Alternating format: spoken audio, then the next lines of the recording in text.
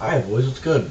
I'm recording this on OBS because Streamlabs wants to geek up. So we're done with Streamlabs, alright? We're done with the little kid shit, alright? We're done. We're done with it, alright? We're on to the big boy shit. We're on to OBS. Alright? Okay. What you're seeing on my screen, not valid position. I did not take this. Well I did, but I'll explain later, right? So I'm doing our regular shit, right? We had nothing in London. We had nothing in the AM, PM, or lunch. We had nothing in the first 3 AM macros. Coming into the actually no, the third AM macros where we got our setup. So first AM nothing, second AM nothing, third AM we got something, right? We had a bullish bias. We swept out this low over here. We had so we had this low swept out. Over here we had a bullish bias. We shift above this swing high and we inverse this order block right here. And it is paired with our gap that overlaps with our fair value gap. Same thing happens over here on ES. Where is it? Here it is, right? So we get a shift above this high right here, this swing high. And we create a fair value gap. That's all I need. And validation high is up here, right? So we can take this high and trade back into the gap and I would still buy. But if we took this high, it'd be a no-go, right? We instantly come back down. I buy once again the fair value gap, stop loss below. Yeah, I mean, we literally just got wrecked. You know, it's just like one of those things where it's like I followed my model, right? Bias was there. Bias was bullish. We had a super sell side liquidity. We had a market structure shift on both assets. We had a inverse order block paired with our fair value gap on NQ. We had a fair value gap on ES. And validation high was still intact. Proper stop loss. Everything checked. Literally, I just spat out my entire model. That is the model, right? The model has a probability. We haven't lost in a minute, so I was expecting a loss. We took that loss there, no biggie, right? So I just got my payout. Thank you, Jesus Christ, for that. Would not have that if it wasn't for him. He blessed me with that. So I bought 5 more evals. I bought 5 my funded future evals, right? So currently the stack is I'm max allo on top step, I'm max allo on alpha. I'm trying to get max allo on my funded future, so I just bought 5 of those with the payout, little reinvestment, right? Because that's what we do with our payouts, boys. We reinvest it, all right?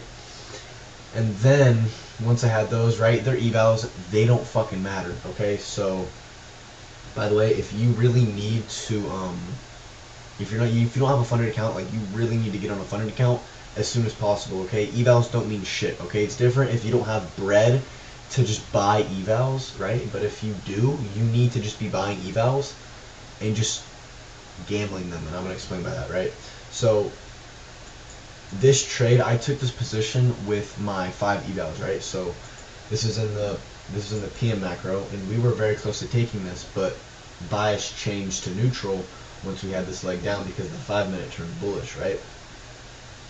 Everything else checked out here, right? Bearish bias, SMT, shift below this low, inverse that order block. It's paired with our fair value gap. Same thing happens on ES right here. We shift below this low, we have a gap on ES. And validation low is down here, it's still intact, right?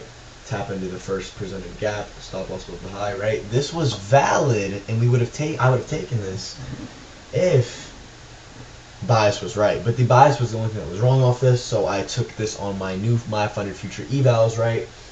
And I'm still playing this the exact same way I would, right? We take this swing low right here, I trail my stops to this swing high, okay?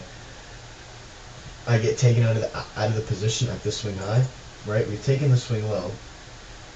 Bearish algorithmic price should not take a new swing high, right? So once we took the swing high, I was happily out of the position. I think it was like $100 loss. I was risking 500 on the evals. Little $100 loss there, and then would you look at that? Isn't that a good idea? I'm telling you, bro, if you do not manage your position like this, I don't know what you're doing, kid. Okay? You're lost, kid. I also took another position. This is a little bit more discretionary, right? This is just because I've been trading for a little bit, just a little bit. Right, so clearly the 5 minutes bullish, right? We're printing higher highs and higher lows. We have this 5-minute here and this 5-minute unfilled, and we have a 15 unfilled, right?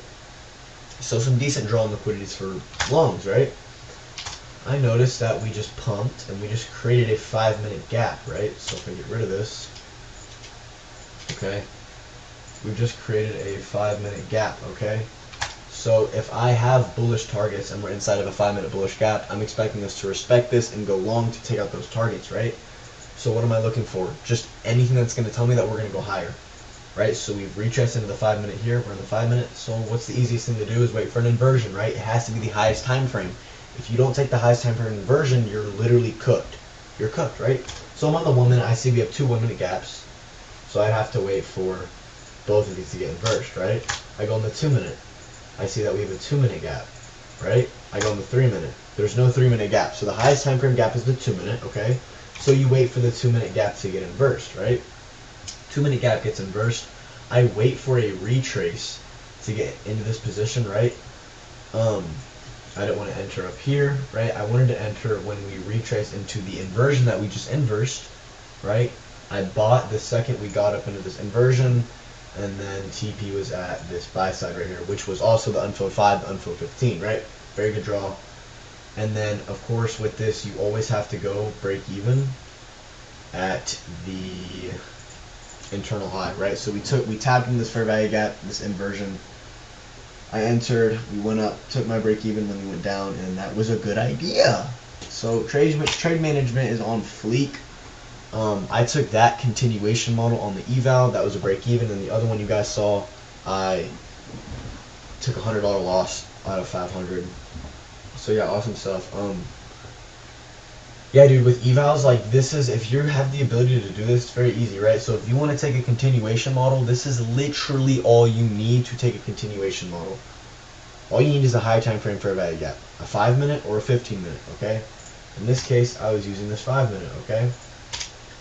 If you have a 5-minute bullish gap, you need to find good 5-minute, what am I saying? Good buy-side liquidity draws, right? So we have this 5-minute high, and we have this 5-minute unfilled gap, and then we have this 15 unfilled gap, right?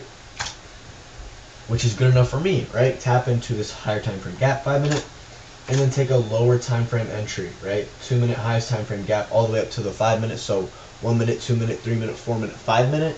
If it's above the 5-minute, then you don't take the inversion, right? But since this was a 2-minute bearish gap, I wait for the inversion off that. Retrace and buy. Always go break even at the internal high. And yeah. And I'm actually looking to take potentially this, right? So we've just displaced so much, okay? Like, we're filling in this new week opening gap, right?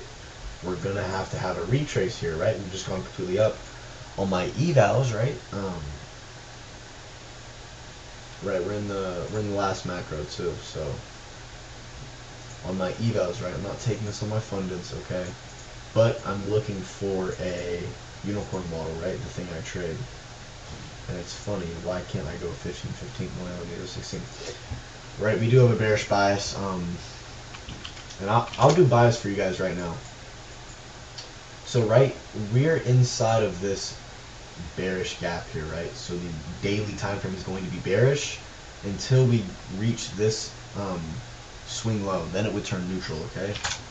So the daily is bearish. The 4-hour is bearish, okay? Look, we're inside of a bearish gap, therefore we're bearish until we get in this bullish gap here.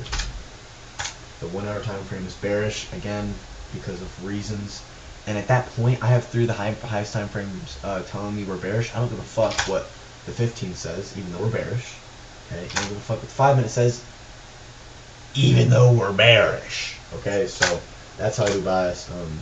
Big yap session today, boys. But yeah, I'll see you guys tomorrow. Peace.